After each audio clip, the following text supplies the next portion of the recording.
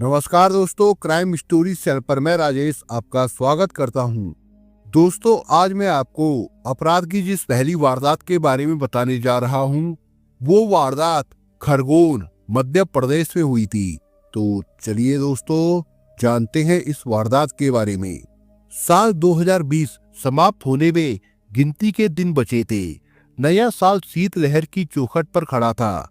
ऐसे में खरगोन जिला मुख्यालय से कुछ दूरी पर स्थित भीकन गांव के TI Jagdish Prasad Goyal police team के साथ गांव में रहने वाली छायाबाई के पिता को लेकर मोहनखेड़ी पहुंचे। पुलिस को देखकर गांव वालों की भीड़ भी संतोष गोलकर के नए बने मकान के सामने जमा हो गई। दरअसल 2 दिन पहले गांव में अपने पिता के घर पर रहने वाली 25 साल की छायाबाई अचानक लापता हो गई थी। जिस दिन छायाबाई लापता हुई उसी रोज संतोष भी गांव से गायब था। दोनों का प्रेम प्रसंग पूरे गांव के लोगों की जुबान पर था, इसलिए गांव वालों का मानना था कि संतोष ही छायाबाई को लेकर भाग गया है। लेकिन छायाबाई के पिता को शक था कि उसकी बेटी को संतोष ने अपने नए मकान में छिपाकर रखा है। इसी बात की जांच करने के लिए पुलिस मोहनखेड़ी आई थी। संतोष के मकान पर ताला पड़ा था। गांव में रहने वाले उसके माता पिता भी गायब थे, इसलिए पुलिस ने ताला तोड़कर पूरे घर की तलाशी ली, लेकिन वहां केवल छिपकली और मकड़ियों के अलावा कोई तीसरा जीव दिखाई नहीं दिया। इसलिए पुलिस टीम वापस लौट आई। गांव वाले तो पहले ही मान चुके थे कि छायाबाई संतोष के साथ कहीं भाग गई है। अब पुलिस ने भी ऐसा ही मान लिया, लेकिन ऐसा मानने वालों के बीच केवल छायाबाई का परिवार ही ऐसा था जो इस बात को मानने को राजी नहीं हो रहा था। इसलिए उनके बार बार कहने पर संतोष के मकान में एक कमरे के फर्श की खुदाई भी करके देखा गया, लेकिन कुछ भी हाथ नहीं आया। धीरे धीरे गांव के लोग छायाबाई और संतोष को भूलने लगे और अपने कामों में जुट गए थे। लेकिन छायाबाई के पिता लगातार बेटी की खोज में लगे हुए थे। कोई महीने भर बाद संतोष के बंद पड़े मकान से आने वाली अजीब सी बदबू से लोग परेशान होने लगे। पहले तो लोगों ने इस पर ध्यान नहीं दिया, लेकिन बदबू लगातार बढ़ने से पड़ोसियों का ध्यान संतोष के बंद मकान पर गया। इस बात की खबर छायाबाई के पिता को लगी तो वो दौड़े दौड़े अपने समाज के नेता के पास पहुंचे और उन्हें सारी बात बताई। वो नेता छायाबाई के पिता को खंडवा एसपी के पास ले गया और एसपी को सारी कहानी से अवगत कराया। संतोष छायाबाई के लापता होने के मामले में संदिग्ध तो था ही, इसलिए उसके मकान से आने वाली बदबू की जानकारी को खंडवा एसपी शैलेंद्र सिंह चौहान ने गंभीरता से लिया। उनके निर्देश पर एएसपी जितेंद्र पवार ने एसडीपीओ प्रवीण कुमार उड़के के नेतृत्व में एक पुलिस टीम प्रशासनिक अधिकारियों के साथ 27 जनवरी 2021 को एक बार फिर मोहनखेड़ी भेजी। संतोष गोलकर का मकान खोलते ही बदबू का तेज झोंका आने से पुलिस समझ गई कि ये मांस सड़ने की बदबू है। इसलिए पूरे मकान की बारीकी से जांच की गई, जिससे पता चला कि तीसरे कमरे के फर्श में ताजा सीमेंट लगाया गया है।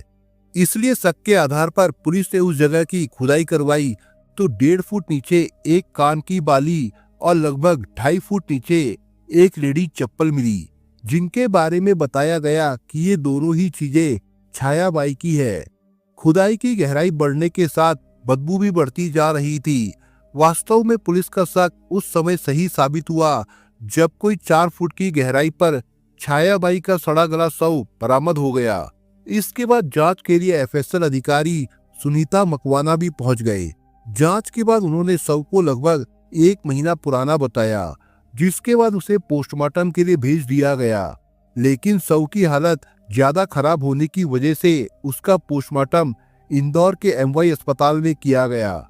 जाहिर सी बात है कि अब तक पुलिस का मानना था कि संतोष छायाबाई को लेकर भाग गया है, लेकिन अब छायाबाई का शव संतोष के मकान में दफन मिल चुका था, जबकि संतोष और उसका परिवार गायब था। इसलिए पुलिस का सीधा शक यही था कि संतोष ने ही छायाबाई की हत्या की है। चूंकि उसके परिवार के सभी सदस्य गायब थे, इसलिए वे भी शक के घेरे में थे। एसपी शैलेंद्र सिंह चौहान ने आरोपियों की गिरफ्तारी के लिए एक टीम का गठन कर दिया, जिसने मुखबिरों से मिली सूचना के आधार पर 6 फरवरी 2021 को संतोष की माई सकूबाई, भाई सुनील और बुआ के बेटे अनिल को गिरफ्तार कर लिया। संतोष की तलाश पुलिस तत्परता से कर रही थी, जिसके चलते टीआई जगदीश प्रसाद गोयल को सूचना मिलने पर उन्होंने संतोष को बैतूल से गिरफ्तार कर लिया। इसके बाद ये कहानी इस तरह से सामने आई। 16 साल की उम्र में छायाबाई की शादी पास के ही गांव एकतासा में रहने वाले युवक के साथ हुई थी। दोनों के 3 बच्चे भी हुए, लेकिन दोनों के बीच रिश्ता कुछ यूं बिगड़ा कि छायाबाई अपने पति का घर छोड़कर मोहनखेड़ी में पिता के घर आकर रहने लगी। मोहनखेड़ी में ही संतोष भी रहता था। संतोष छायाबाई की उम्र का था और छायाबाई की शादी से पहले वो उसकी गली में चक्कर लगाया करता था। संतोष की दीवानगी की जानकारी छायाबाई को भी थी, लेकिन उनका इश्क परवान चढ़ पाता उसके पहले ही छायाबाई की शादी हो गई। इसके बाद ये कहानी वहीं पर खत्म हो गई थी। कुछ दिनों के बाद संतोष की भी शादी हो गई, लेकिन करीब 3 साल पहले ही उसकी पत्नी भी उसे छोड़कर अपने मायके में जाकर रहने लगी थी।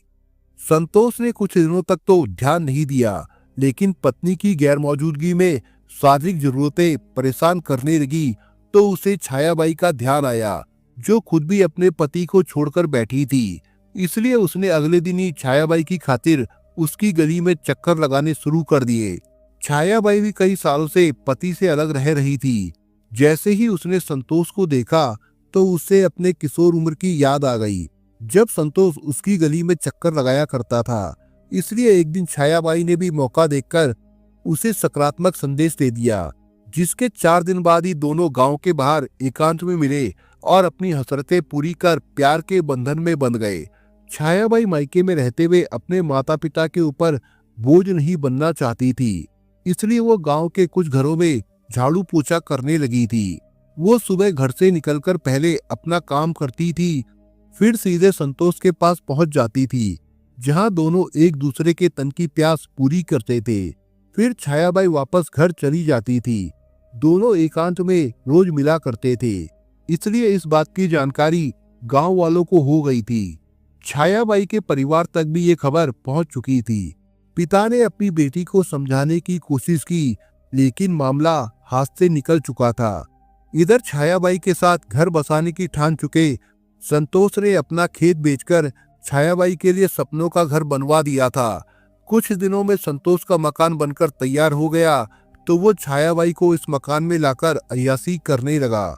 बताया जाता है कि इसी दौरान छायाबाई की नजरें गांव के ही एक दूसरे युवक से लड़ गई थी। वो संतोष की तुलना में रईस और जवान था, इसलिए छायाबाई संतोष से दूर जाने की कोशिश करने लगी थी। इस बात की जानकारी लगने पर संतोष काफी खपा था। बताया जाता है कि उसने छायाबाई की हत्या की योजना पहले से ही बना रखी थी, इसलिए उसने पानी का एक अंडरग्राउंड टैंक बनाने के नाम पर एक कमरे में गहरा गड्ढा खुदवा लिया था, जिसके बाद उसने 24 दिसंबर की रात को छायाबाई को अपने घर पर बुलाकर पहले तो उसके साथ संबंध बनाए और फिर इसी दौरान मौका पाकर उसकी गला दबाकर हत्या करके शव को गड्ढे में डालकर उसके ऊपर मिट्टी डाल दी और फरार हो गया। उसने सोचा था कि घर के अंदर शव की खबर पुलिस को कभी नहीं मिलेगी, लेकिन 1 महीने के बाद मकान से आ रही बदबू के बाद शक होने पर पुलिस ने शव बरामद करके हत्या में सहयोग करने वाली संतोष की मां, भाई और अन्य 2 लोगों को गिरफ्तार कर लिया। छायाबाई के लापता होने पर उसके पिता को उसकी हत्या का शक हो गया था, इसलिए पिता के कहने पर पुलिस ने पहले भी एक बार संतोष के घर नए बने फर्श की खुदाई शव की तलाश करने के लिए की थी, लेकिन उस समय कुछ भी नहीं मिला था। लेकिन बदबू आने पर जब दूसरे कमरे में खुदाई की गई तो वहां से छायाबाई का शव बरामद हुआ। गिरफ्तार किए गए मुख्य आरोपी संतोष के भाई ने बताया कि छायाबाई की हत्या करके शव को गड्ढे में दबाने वाली बात संतोष ने सुबह घर आकर बताई थी। इसके बाद वो घर से भाग गया था। संतोष के भाग जाने के बाद घर वालों ने पुलिस से बचने के लिए खुदाई वाली जगह पर फर्श बनवा दिया और घर पर ताला लगाकर फरार हो गए। पुलिस ने सभी आरोपियों से पूछताछ करने के बाद उन्हें कोर्ट में पेश किया, जहां से सभी को जेल भेज दिया गया था। दोस्तों, आज की जो दूसरी क्राइम की कहानी है वो है मिर्जापुर, उत्तर प्रदेश से। नवंबर का महीना, ठंड ने अपना असर दिखाना शुरू कर दिया था। रात की यही कोई 2 बज रहे थे। अचानक किसी के गिरने की तेज आवाज आई। आवाज के साथ ही दर्द भरी चीख। पड़ोस के अजीत सरकार बाथरूम में लघु शंका के लिए गए थे। घर के बाकी सदस्य गहरी नींद में सो रहे थे। तुरंत बाथरूम से निकलकर उन्होंने अपने परिवार के शेष सदस्यों को जगाया। वे सब भी सकते में आ गए। खिड़की से झांककर इधर उधर नजरें दौड़ाई, कुछ नहीं दिखा। फिर छत पर आए, मुंडेर से नीचे सड़क पर देखा तो चौंक गए। वहां एक व्यक्ति गिरा पड़ा था, उसके चारों तरफ खून फैला हुआ था। उन्होंने अपने आसपास रहने वाले पड़ोसियों को फोन करके जगाया और इसकी जानकारी दी। वे सब बदन पर स्वेटर डालकर अजीत सरकार के साथ सड़क पर पड़े व्यक्ति के करीब आए। तब तक कॉलोनी का गार्ड भी वहां पर आ गया था। किसी को पहचानते हुए देर न लगी कि वो व्यक्ति नरेश था। तभी रात के गश्त पर निकली पुलिस की गाड़ी से एक पुलिसकर्मी की नजर वहां जुटे लोगों पर गई। उसने गाड़ी उधर घुमा दी। पास आकर गाड़ी रोकी और उनमें से 2 पुलिसकर्मी निकलकर करीब आ गए। उन्हें समझते देर नहीं लगी कि नरेश मर चुका है। पुलिस को देखकर बाकी लोग हटने की कोशिश करने लगे। एक पुलिसकर्मी ने लोगों से शव के बारे में पूछताछ की। लोगों ने जो जाना था उसे सच सच बताने में गुरेज नहीं किया। इस बीच नरेश की बीवी श्यामली भी आ चुकी थी। किसी ने उसे फाटक पीट कर जगाया था। तब उसे पता चला कि नरेश मर गया है। वो दहाड़ मारकर रो रही थी। पुलिस कर्मियों ने संबंधित थाने में इस घटना की सूचना दी। इंस्पेक्टर मिश्रा मुआयने के लिए आए। इधर शव का पोस्टमार्टम करने की तैयारी की जा रही थी। उधर इंस्पेक्टर मिश्रा श्यामली से पूछताछ करने लगे। आपको क्या लगता है कि आपके पति ने ऐसा क्यों किया? इंस्पेक्टर मिश्रा ने पूछा। जी ऐसा ही है, सुबकते में श्यामली बोली। किसी ने धकेला तो नहीं? कौन धकेलेगा? यहाँ पर हम दोनों के अलावा और कोई है ही नहीं। उन्होंने स्वयं ही गलत कदम उठाया है। मृतक की बीवी जब इस बात पर जोर दे रही थी तो पुलिस को भला क्या गरज है कि किसी और एंगल से जांच करे? वो भी झंझट से बचना चाहती है। इंस्पेक्टर ने श्यामली से पूछा कि इसकी वजह क्या थी, तो श्यामली ने कहा कोरोना के चलते इनकी नौकरी जाती रही तो फिर क्या करते। एक निजी स्कूल में टीचर थे। नौकरी जाने के बाद काफी परेशान थे। ना कोरोना जा रहा था, ना ही स्कूल खुल रहा था। 8 महीने हो गए। क्या कभी उन्होंने ऐसी किसी बात की चर्चा आपसे नहीं की? जी नहीं। हाँ, रात में अक्सर उठकर टहलने लगते थे। आपने इन्हें निराशा से उभारने के लिए कोशिश नहीं की थी, पर उससे क्या हुआ? जब तक स्कूल नहीं खुलता इनको नौकरी नहीं मिलती। मेरे लाख समझाने के बाद भी ये समझने के लिए तैयार नहीं थे। ये कहकर श्यामली रोने लगी। ऐसे गमगीन माहौल में इंस्पेक्टर मिश्रा को ज्यादा पूछताछ करना मुनासिब नहीं लगा। वो फिर कभी आने को कहकर चले गए। पोस्टमार्टम रिपोर्ट में मौत की वजह छत से गिरना बताया गया था।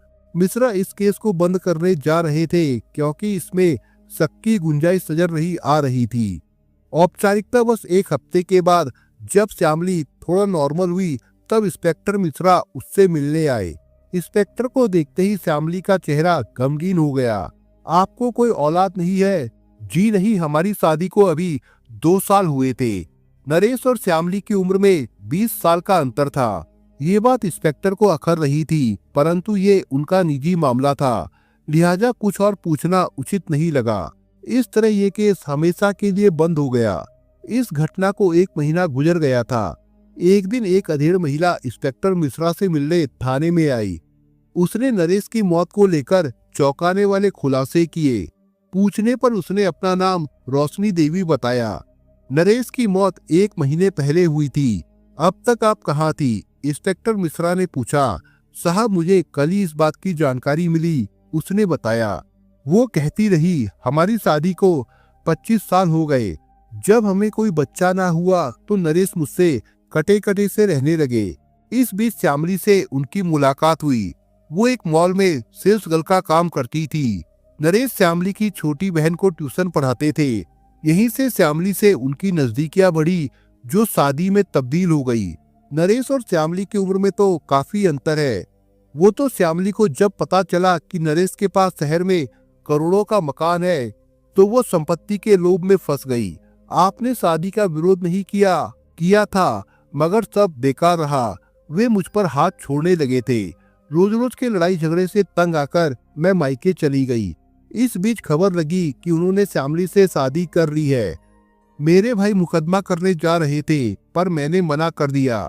कानूनन में ही उनकी बीवी थी, ये सोचकर संतोष कर लिया।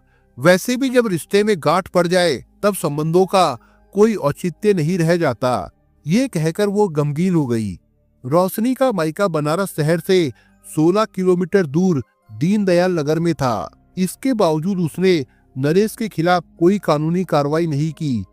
करती तो अधिक से अधिक नरेश और श्यामली की शादी अवैध हो जाती, पर उससे क्या रोशनी की गृहस्थी आबाद हो पाती? शायद नहीं। ये सोचकर रोशनी ने चुप रहना मुनासिब समझा। वो वापस अपने मायके चली गई, इस आश्वासन के साथ कि जब भी पुलिस को मदद की जरूरत होगी आ जाएगी। इंस्पेक्टर मिश्रा ने तहकीकात की तो पता चला कि श्यामली की आर्थिक दशा कोई खास नहीं थी। उसके पिता एक सुनार की दुकान पर काम करते थे। श्यामली की कमाई से घर का खर्चा चलता था। इंस्पेक्टर मिश्रा ने रोशनी के कहने पर एफआईआर दर्ज कर ली, जिसमें रोशनी देवी ने श्यामली पर नरेश की हत्या करने का आरोप लगाया था। अब ये कितना सही या गलत था, इसका पता लगाना उनके लिए किसी चुनौती से कम नहीं था। इंस्पेक्टर मिश्रा ने 2 पुलिसकर्मियों को सादे कपड़ों में श्यामली के घर ये पता लगाने के लिए भेज दिया कि वहाँ हो क्या रहा है। पता चला कि श्यामली ने एक युवक से शादी कर ली है। पति के मरने के 1 महीने बाद ही श्यामली का शादी करना चौंकाने वाली बात थी। इस खबर से मोहल्ले वाले भी खुश नहीं थे। सब श्यामली को बुरा भला कह रहे थे। इस खबर ने इंस्पेक्टर के मन में संदेह पैदा कर दिया। हो न हो नरेश की बीवी ने जो कहा था वही सच हो। वे और भी तत्परता से इस केस की जांच में जुट गए। इस बीच ये भी खबर आई कि श्यामली नरेश का 3 मंजिला मकान बेचने की फिराक में है। मकान की कीमत करोड़ों में थी। इंस्पेक्टर मिश्रा ने श्यामली को थाने बुलाकर नए सिरे से पूछताछ शुरू की। मैडम, आपके खिलाफ एफआईआर दर्ज है। हम दोबारा इस केस की जांच करने जा रहे हैं। एफआईआर किसने किया? उसने पूछा। नरेश की पहली बीवी ने। वो क्यों करेगी? उसे क्या लेना देना? नरेश मेरे पति थे। पति तो वो उसके भी थे। इंस्पेक्टर मिश्रा बोले। थे? वो चिढ़कर बोली।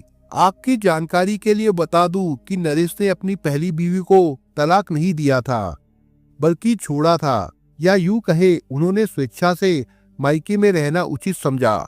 ये झूठ है। वो उत्तेजित हो गई। आपके पास तलाक के कागजात है? इंस्पेक्टर के इस सवाल पर वो बगले झांकने लगी। जाहिर है उसके पास इतना दिमाग ही नहीं था कि नरेश से तलाक के कागजात के बारे में पूछती। जो नरेश ने कह दिया उसी पर विश्वास कर लिया। दोनों के अपने अपने स्वार्थ थे। स्वार्थ में अंधे लोगों की आंखों पर पट्टी बंधी होती है। यहाँ भी ऐसा ही था। इंस्पेक्टर ने बातचीत का रूप बदला। आपको दूसरी शादी की इतनी जल्दी क्या थी? ये हमारा जाति मामला है। श्यामली का स्वर तल्लक था। वो तो है ही। मेरा मतलब है साल 6 महीना रुक जाती। किसके भरोसे रुकती? अकेली जवान महिला, उस पर इतना बड़ा घर। हमेशा मन में डर समाया रहता था। इतनी जल्दी लड़का कैसे मिल गया? इंस्पेक्टर मिश्रा ने पूछा तो उसने जवाब दिया, लड़का मेरे माँ बाप के जान पहचान का था। माँ बाप के या आपके? इंस्पेक्टर की इस बात पर वो चिढ़ गई और त्योरियां चढ़ाकर बोली, आपको इससे क्या लेना देना? कुछ सोचकर इंस्पेक्टर मिश्रा बोले, आप जा सकती है। जब तक जांच पूरी नहीं हो जाती आप ये शहर छोड़कर कहीं बाहर नहीं जा सकती। क्यों नहीं जा सकती? मैंने किया ही क्या है? नरेश की हत्या हुई है, ऐसा उनकी पहली पत्नी का कहना है। इसलिए जब तक आप बेकसूर साबित नहीं हो जाती आपको इसी शहर में हमारा सहयोग करते रहना होगा। मिश्रा के आदेश से वो परेशान हो गई। वो घर आई तो काफी परेशान थी। अपने नए पति संतोष से इस घटना का जिक्र किया। घबराओ मत, कुछ नहीं होगा, संतोष बोला। पुलिस ने जांच में पाया कि श्यामली का चाल चलन शादी से पहले भी ठीक नहीं था। उसके कई युवकों के साथ अवैध संबंध थे। इन संबंधों की वजह आर्थिक थी। वो इन लोगों के जरिए धन कमाती थी। वो फैशनेबल लड़की भी थी। उसे बन ठन कर रहने का शौक था। महंगे कपड़े, महंगी ज्वेलरी, बेहतरीन खाना उसकी आदत में शुमार था। जिस मॉल में काम करती थी उसके मालिक ने बताया कि वो अक्सर बाहर से खाना मंगाकर खाती थी। इंस्पेक्टर के इस सवाल पर कि क्या उसकी तनख्वाह इतनी थी कि वो बाहर का खाना अफोर्ड कर सके, तो फिर उसने साफ साफ कहा कि बिल्कुल नहीं। इंस्पेक्टर ने उसकी एक सहकर्मी से भी पूछताछ की तो उसने भी वही बताया जो मालिक ने बताया था। अब इंस्पेक्टर को पूरा विश्वास हो गया कि वास्तव में श्यामली का चरित्र संदिग्ध है। महंगे शौक के चलते जब भी उसे रुपयों की जरूरत होती तो वो अपने किसी न किसी बॉयफ्रेंड से ऐंठ लेती थी। नए नए लड़कों को बॉयफ्रेंड बनाना उसके लिए मुश्किल नहीं था। सुंदर तो वो थी ही, नौजवान लड़के बड़ी आसानी से उसके जाल में फंस जाते। इसके लिए मॉल से बेहतर कोई जगह नहीं थी। श्यामली जब 30 साल की हो गई तो उसे भी शादी की चिंता सताने लगी। नरेश से शादी की वजह उसकी अचल संपत्ति थी। उसे पूरा विश्वास था कि उम्र के लंबे फासले के चलते नरेश हमेशा उसका गुलाम बनकर रहेगा। इस तरह वो मनमानी करती रहेगी। क्या यही वजह थी या कुछ और? इन्हें इसी का पता लगाना था। एक रोज इंस्पेक्टर मिश्रा बिना किसी पूर्व सूचना के श्यामली के घर पहुंच गए। उन्हें इस तरह आया देखकर वो हैरान रह गई। उन्होंने सारे घर का मुआयना किया, छत पर भी गए। कुछ सोचकर इंस्पेक्टर मिश्रा ने श्यामली से पूछा, आपके पति अक्सर रात में छत पर टहलने चले जाया करते थे, क्या कभी वो आपसे बताकर जाते थे? जी नहीं, वे आहिस्ता से उठते और चुपचाप चले जाते। वे नहीं चाहते थे कि मेरी नींद खराब हो। बगल में बैठा श्यामली का पति संतोष सब सुन रहा था। शकल से वो सातिर लग रहा था। तुम क्या करते हो? इंस्पेक्टर मिश्रा ने संतोष से पूछा। जी, साड़ियों का बिजनेस करता हूँ। दुकान कहाँ है? इस सवाल पर उसे कोई जवाब नहीं सूझा तो बात बदलते हुए बोला, बनारसी साड़ी की गद्दी संभालता हूँ, यानी नौकर हूँ। इंस्पेक्टर मिश्रा ने पूछा तो संतोष ने हाँ में सिर हिलाया। कुछ सोचकर इंस्पेक्टर मिश्रा ने आगे सवाल दागा, यहाँ से तुम्हारा घर कितने किलोमीटर दूर है? जी 2 किलोमीटर। यहाँ तक मोटरसाइकिल से आने जाने में 10 मिनट से ज्यादा समय नहीं लगता होगा। जी, संतोष ने कहा तो इंस्पेक्टर को यकीन हो गया कि हो ना हो सुरेश की हत्या ही हुई है। उन्होंने थोड़े सख्त लहजे में कहा, आप दोनों अभी थाने चलिए, मुझे कुछ और जानकारी लेनी है। लेकिन श्यामली जाने को तैयार ना थी। वो हिला हवाली करने लगी, मगर जब मिश्रा ने तेवर दिखाए तो नरम पड़ गई। थाने पहुंचकर पुलिस द्वारा की गई पूछताछ के दौरान श्यामली ने जो कुछ बताया वो नैतिकता को तार तार कर देने वाला था। इंस्पेक्टर मिश्रा सपने में भी नहीं सोच सकते थे कि एक शादीशुदा स्त्री ऐसा भी कर सकती है। हमेशा की तरह उस रात भी नरेश उठकर छत पर टहलने लगे थे। श्यामली को मौका मिला, उसने तत्काल संतोष के मोबाइल पर फोन किया। वो तैयार बैठा था। उसके आते ही श्यामली ने चुपके से फाटक खोला, फिर उसे अंदर ले आई। सब कुछ योजना के मुताबिक था। पहले श्यामली छत पर गई, जबकि संतोष छत की सीढ़ी के दरवाजे के पीछे छिपा था। आप बेकार परेशान होते हैं, नौकरी मिल जाएगी। इस तरह रोज रोज उठना आपके स्वास्थ्य के लिए ठीक नहीं है, श्यामली बोली। तुम ऊपर क्यों आई? जाओ, जाकर सो जाओ, ये रोज का चक्कर है, नरेश बोला। मुझे अच्छा लगता है कि मैं सोऊं और आप जाग जाग कर अपनी सेहत खराब करें। आप बेकार में चिंता करते हैं, नौकरी मिल जाएगी। नहीं मिलेगी तो ये मकान है ना, बेचकर कोई काम धंधा कर लेंगे। कोरोना हटने तो दीजिए, श्यामली ने अपनापन जताया। मकान बेच देंगे तो रहेंगे कहाँ? क्या व्यापार करना आसान है? इस उम्र में मुझे नहीं लगता कि व्यापार कर पाऊंगा। बातचीत करते करते वो नरेश को छत की मुंडेर के पास ले आई। दोनों बातचीत कर ही रहे थे कि इशारे से उसने संतोष को पास बुलाया। मौका देखते ही दोनों ने नरेश के पैरों को पकड़कर उठाया और नीचे धक्का दे दिया। सब कुछ इतनी तेजी से हुआ कि उन्हें संभलने का मौका तक नहीं मिला। वैसे भी वे हट्टे कट्टे संतोष व श्यामली का मुकाबला कर सकने में सक्षम नहीं थे। जब तक लोग जानते और कुछ समझ पाते, संतोष बिजली सी तेजी दिखाते हुए मोटरसाइकिल स्टार्ट करके वहां से भाग निकला। वही श्यामली नीचे आकर सोने का नाटक करने लगी। ये जानकारी संतोष और श्यामली ने आसानी से नहीं दी। जब मिश्रा ने पुलिसिया हाथ दिखाया तब वे टूटे। इंस्पेक्टर मिश्रा ने श्यामली के कथन को सच मानते हुए इस केस को रफा दफा कर दिया था। अगर उसकी पहली पत्नी ने आपत्ति न जताई होती तो ये सच कभी सामने नहीं आता। यहाँ भी झगड़ा संपत्ति का था। रोशनी देवी को जब खबर लगी कि नरेश नहीं रहे तो कानूनन उसके मकान पर अपना हक जमाने श्यामली के पास आई। पहले तो श्यामली ने उसे पहचानने से इनकार कर दिया, मगर जब मोहल्ले वालों ने बताया कि यही नरेश की पहली पत्नी है, तब उसे भरोसा हुआ। श्यामली आसानी से हार मानने वाली नहीं थी। उसने साफ साफ कह दिया कि उनके पति ने उनको तलाक देकर श्यामली से शादी की थी, लिहाजा इस मकान पर उसका हक है। काम बनता ना देखकर उसने पुलिस में हत्या का मामला दर्ज करवाया, क्योंकि उसे शक था कि जवान खूबसूरत श्यामली ने अपने स्वार्थ के लिए नरेश की हत्या करवाई होगी। वो भला क्यों अपनी जवानी एक अधेड़ के साथ गुजारेगी। दरअसल नरेश की संपत्ति के लिए ही श्यामली ने उससे शादी की थी।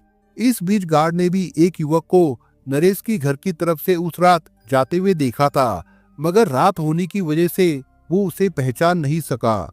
दोनों को हत्या के जुर्म में गिरफ्तार करके जेल भेज दिया गया। सवाल उठा कि इंस्पेक्टर मिश्रा को ऐसा कौन सा पक्का सबूत मिल गया था जिसके आधार पर उन्होंने दोनों को हत्या का संदिग्ध अपराधी माना। दरअसल उनके पास उस रात दोनों के बीच मोबाइल पर हुई बातचीत के सबूत मिले, जिसमें उसने संतोष को रात में बुलाया था। बाद में संतोष से शादी भी कर ली थी। दोस्तों, आप अगर चैनल पर नए हो तो आप चैनल को सब्सक्राइब करने के साथ कमेंट बॉक्स में इस कहानी के बारे में अपने विचार जरूर लिखिएगा। मिलता हूँ एक नई कहानी के साथ, तब तक के लिए अपना ख्याल रखिएगा। धन्यवाद।